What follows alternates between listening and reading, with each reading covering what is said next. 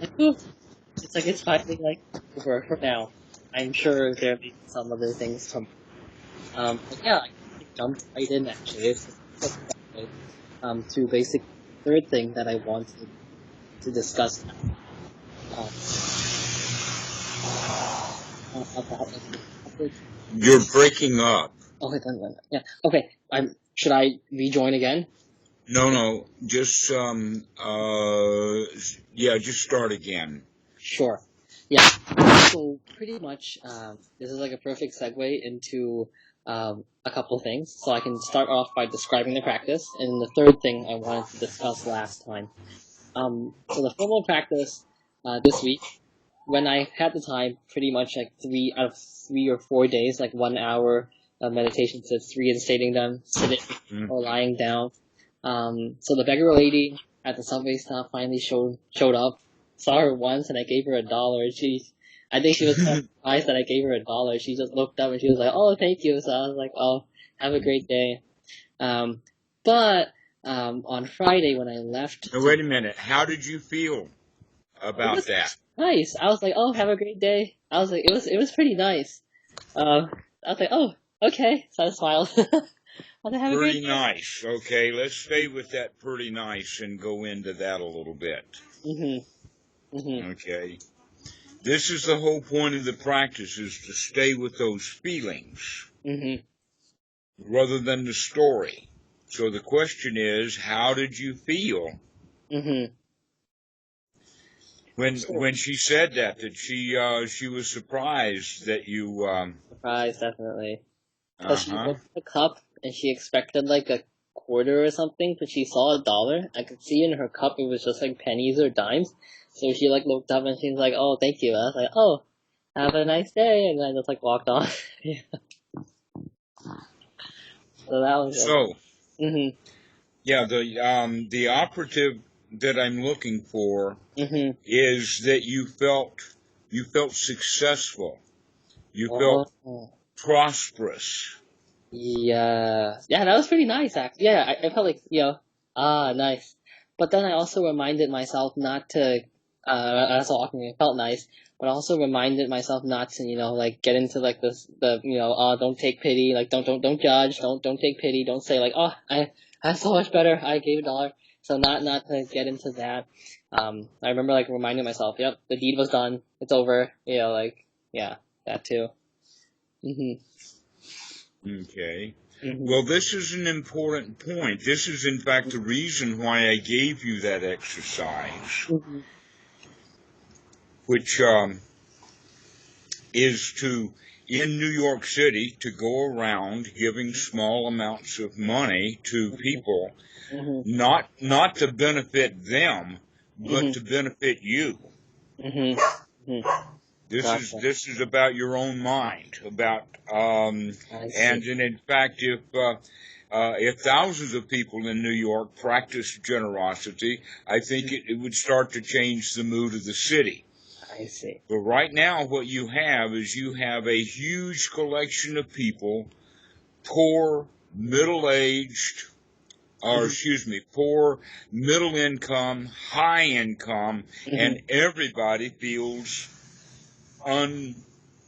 unprosperous. They I. don't feel well. Mhm. And that the whole concept of practicing generosity is Mhm. to recognize that we feel good Mhm. when we're generous, that we don't give as an exercise. Maybe in the beginning, people will feel resentful for it. Mhm. Like especially if a mom tells the kid to Mhm. share the apple with your brother, he's going to resent it because he's told to do it rather than something that he's decided to do for himself. Mhm. But in time, Mhm. practicing generosity gives us great benefit. Mhm. In fact, it's a way of building power, the idia pada that is talked about, Mhm. where we begin to feel prosperous I see. because we're generous. Mhm. You see, um, people who are not generous, Mhm. there's many words in our language for that, Uh-huh. starting with skinflint, cheap Charlie, Mhm. and the Tight-fisted. list, Yeah. yeah, the list just goes on and on and on.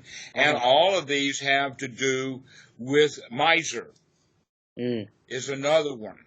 Mm-hmm. And that words like miser make it appear like the person is actually miserable. It has nothing to do with how much money he has. It has to do with the way that he feels. Mm-hmm.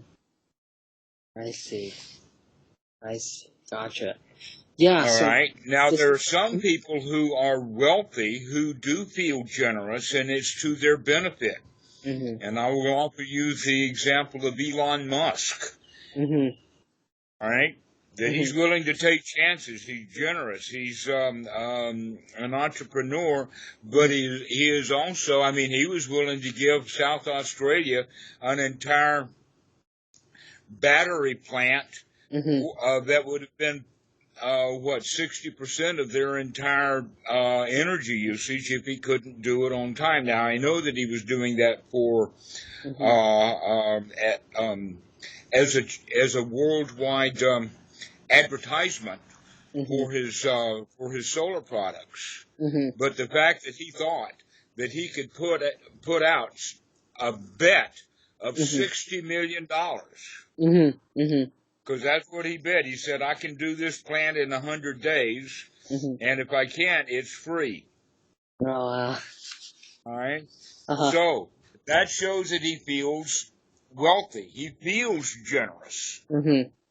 Not all people feel wealthy. Not all people feel generous. Mm-hmm. In fact, two of the, or at least one of the world's most Mm-hmm.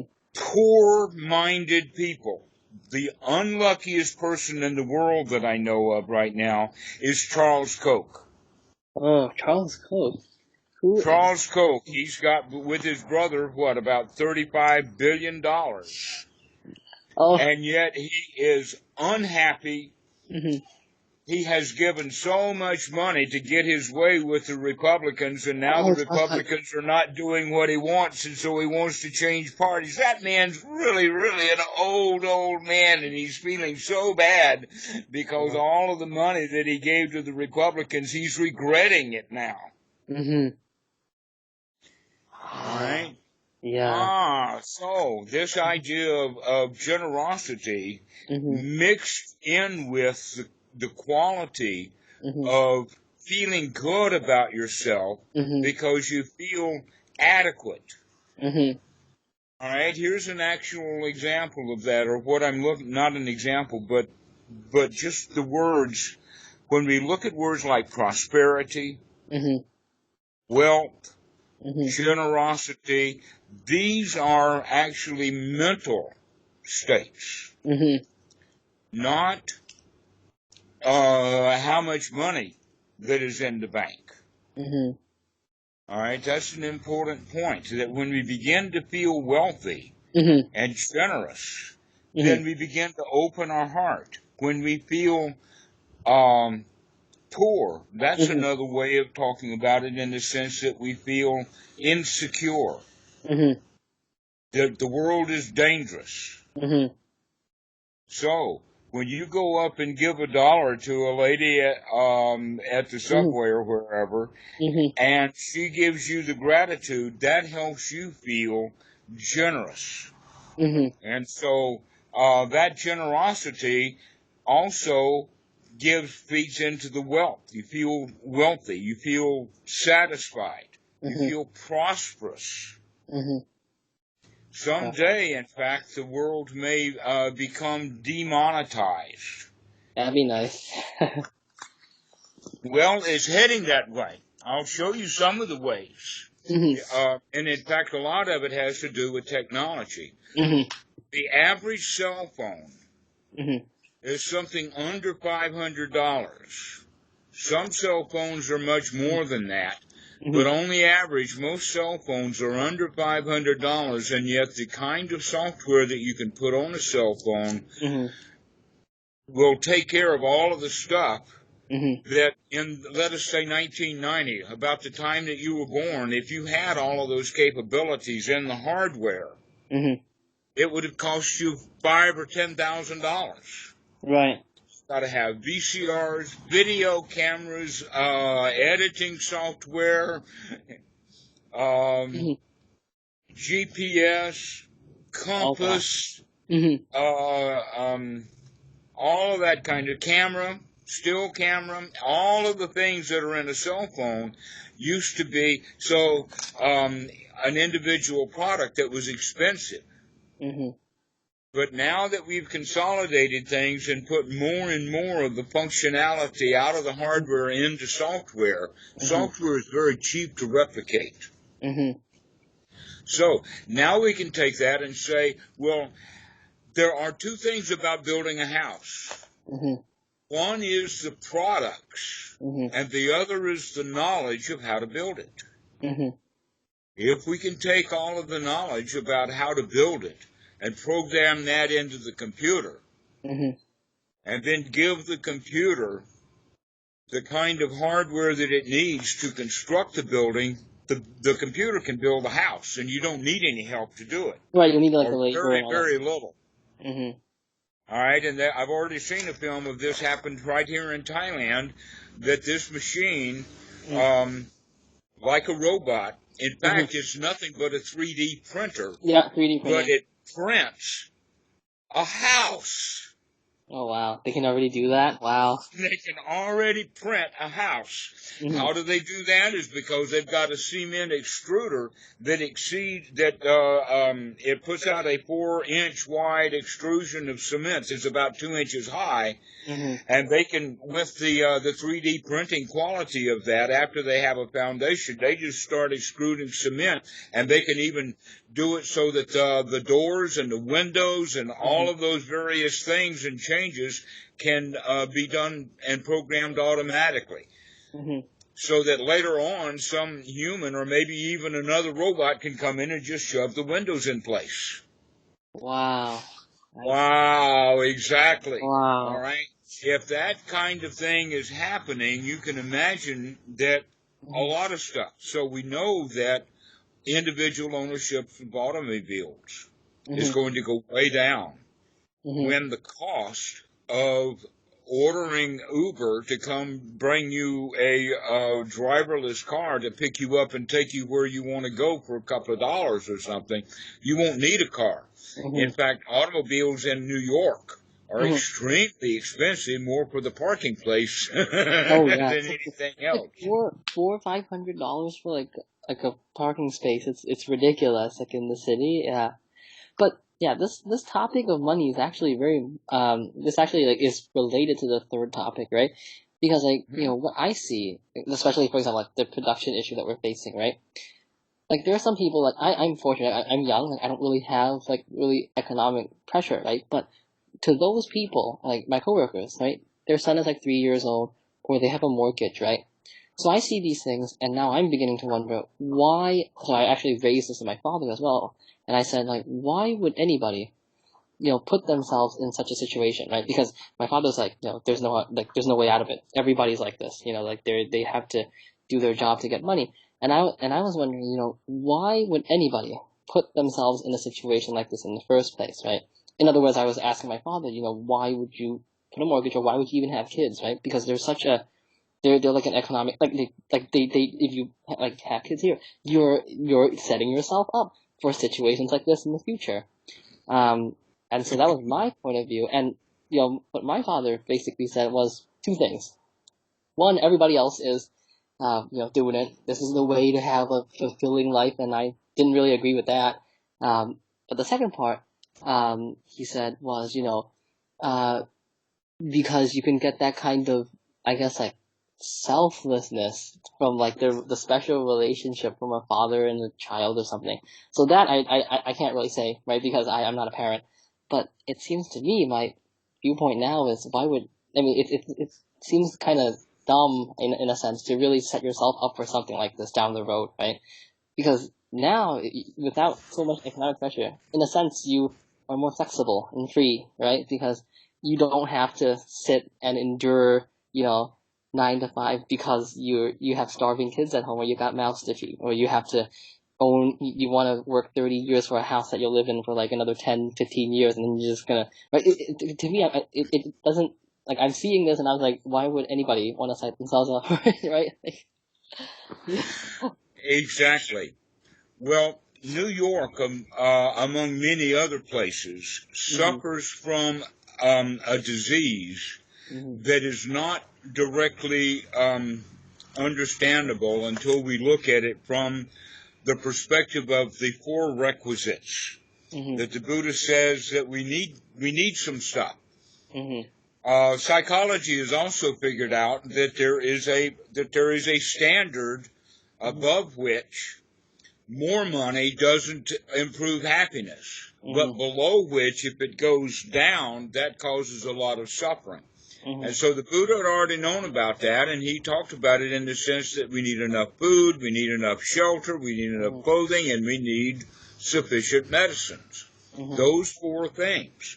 Now, what happens when we do not operate wisely, but we let the instincts take over? Then an example of that, because of New York, that the shelter or adequate housing, which is a need and is there and can be satisfied easily with wisdom, when we use it from the instinct, bigger and better is not enough. Bigger and better is not enough. I want even bigger and better than that. I see. Okay, and a Trump apartment's not enough. I want a Trump tower. In fact, I want one in every city on the world. In the world. So you see, it's more and more and more and more. And people think that, well, if I have A, and because I didn't have A, I was miserable, and now that I have A, I'm a little bit happy. Therefore, if I have two A's, I'll be twice as happy. And that's not the case. Or maybe I have 1,000 A's, and then I'll be 1,000 times happy. No. In fact, it doesn't work like that at all. Right. The generosity begins to show us that the real joy in life, real success, has to do with a mental state, not a billfold, not a wallet. Maybe not even a son or a daughter, right? Not a son or... Exactly, because in fact in the Chinese system, it's kind of funny. In some cultures they say, I want a daughter because when I get old the daughter will take care of me. And other cultures say, oh, I want a son because when I'm old the son will support me. And the Chinese culture is very much, I want the support. I want the money that the son can earn. I do not want the care from the daughter. They see the daughter as losing money. So in that regard, the culture is already determining, in that regard, some of the social things that get into like your dad's way of thinking, that causes him enormous amounts of suffering. Because like what I see is just like, he says like, oh, everybody's like this. Your uncles are like this. Like they had sons and daughters and they had to work. But I was like, that doesn't mean anything, right? And in fact, what I see is like people stuck in bitter failing marriages, and that's what I see like all the time. And so I'm beginning to think like, why would anybody I was telling him about this, right? Because my coworkers, they have sons, and he was like, well, that's just the way it is. But I was thinking, well, I mean, what we're seeing here is because he did all that, right? Like he set himself up for it. And so sometimes I wonder, because what I see around me is like, people like their marriages age, right? And then they're stuck. People change, but they don't want to change, and it gets like really bitter and all that. I was like, wow, yeah. Something magical happened, if you can use the word magic on this, between 1914 and 1917 in New York. Photos of the street scenes in 1914 show 2 automobiles and hundreds of horses. By 1917, it was the other way around. There were almost no horses left, and there were automobiles everywhere. I can imagine that there was a lot of people like your dad in New York in 1914 that would say, well, horses have been around for thousands of years. They're working just fine. We have, there's manure on the street, but so what? I see. Yeah, so it is Uh-huh. here. Yeah, so in that regard, sometimes people get caught in the past because that's the way that we've been doing things, all right? And in fact, that's much more of the way of looking at it from a Confucian way of doing it. Now, in a Christian world, the hierarchy goes from the family through the father to the church to the God. In Confucian society, it's about the same way, except that the hierarchies are more structured in the sense that in the family, you have to fit in with the family and the family structure. And then in the family has to fit in with the town, and the town has to fit in with the government. All right, and everything has to be, is an interconnected network rather than a hierarchy. And I see that in Thailand, where the most thing that people have to do in their spiritual life is learn how to fit in to their station in life. Okay? That you, in fact, cannot change your position on the network. That you have to figure out how to make your mind work correctly in the situation that you find yourself. But the Western mentality is very different, yeah. It's like is a social climbing, because it's a hierarchy. My job is to get to be the one in charge. Yeah. All right, you climb that social ladder, become more and more important, more and more wealthy, etc., like that, and that's how we get our benefits. So, in the Confucian society, which is Thailand and Asia, but your dad is now caught in the either between the two worlds. Gotcha. And he's recognizing he cannot live in the society of Confucianism while he's living in New York. Not even in Chinatown can that work. Yeah.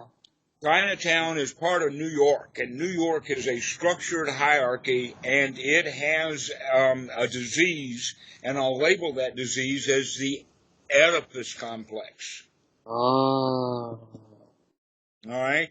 You've probably known about Greek mythology and Freud and those guys, and the story of Oedipus and Oedipus Rex and all that. So we turn that around and use, instead of the Oedipal or the Electra complex, and talk about it as the Oedipus complex, that we gain security through ownership of property. I see. We begin to feel, okay, so we want a bigger and bigger and bigger house. Except getting a bigger and bigger house actually puts us in more and more debt and more stress. Exactly. Right, the adequate house, just an adequate house, is going to be your best shot. Something that meets only your needs. Because the bigger the house you have, the bigger the mortgage. The bigger the mortgage, also, the bigger the house, the more the house needs maintenance. I see. Right. And so the bigger the house, the more likely it is that the owner is owned by the house rather than the owner owns the house. The owner can't walk in the house and say, oh, your faucet is broken, go fix yourself. Yeah. Like you would expect to be able to tell a kid. Oh, no, the house tells the owner, oh, I've got a broken faucet, come please me, come fix me. And the owner now has to do what he's told to do by the house. And the thing is, right, the funny part is you go under stress for 30 years, and at the end of it, you have like 10, 15 years, and then that's it. What's the point? Or in some cases, the banks will take the house away from you using whatever papers and legal things that they can do to take it. In that regard, it's dangerous for us to see that, oh, I can feel wealthy and generous and prosperous by having more money and a bigger house. I see. Because getting the money and the bigger house, So neither much. one of them solve the actual problem. Yeah. I mean, I think this extends not to just like inanimate objects like houses, right? But the need for saying, I need a family, I need somebody else, I need another half. I this, right, in order to feel fulfilled. But you're right, like I don't think this solves the problem. I think the real solution is, like you said, the generosity part. Because when my father said this, he said, like, having kids gives you that, like, kind of, that really, like, heartfelt connection, that they do anything, or you do anything that, without the monetary whatever, like, gain or whatever. I guess, in a sense, that's really, like, what he's trying to get at, is, like, that feeling of generosity, whether it goes both ways or not. So now I should really study this a little bit, like, practice, like, the generosity more. I gotta go in, like, a minute, but, like, yeah, I think that's, like, an interesting key point. Yeah. Yes, it is. Yeah. So this is an interesting thing for you to continue to practice. In fact, we started off with quarters, but you've already graduated yourself already to dollars now. Yeah. And you recognize that it does have a quality to it. So I would recommend that you continue to do that. Just have $3, $4, $5 with you all the time, $1 bills. And if you see somebody, let them have it. Got it. Okay. Let me give that a try. Okay. Another way of doing it is, if you're eating out, be extra generous with the tip. Okay. That works too. Yeah, that works too. Mm-hmm. Exactly, so that we begin to feel generous. We give money away because we know that we will have enough. Mm-hmm. Gotcha. When we are poor, we see things in a zero-sum game, which means I've got $10. If I give you one, I've only got $9 now. Mm-hmm. Gotcha. Okay. All right, therefore I'm going to keep my $10 and feel bad. But if I can give you one of my dollars, now I got $9, enjoy. And that's worth more. Okay, let me practice this and I'll get back to you soon. Yeah. All righty. Excellent, Willie. Thank you. Okay. Okay, well, we'll see you. Okay, bye-bye. Continue your practice. Okay, bye-bye.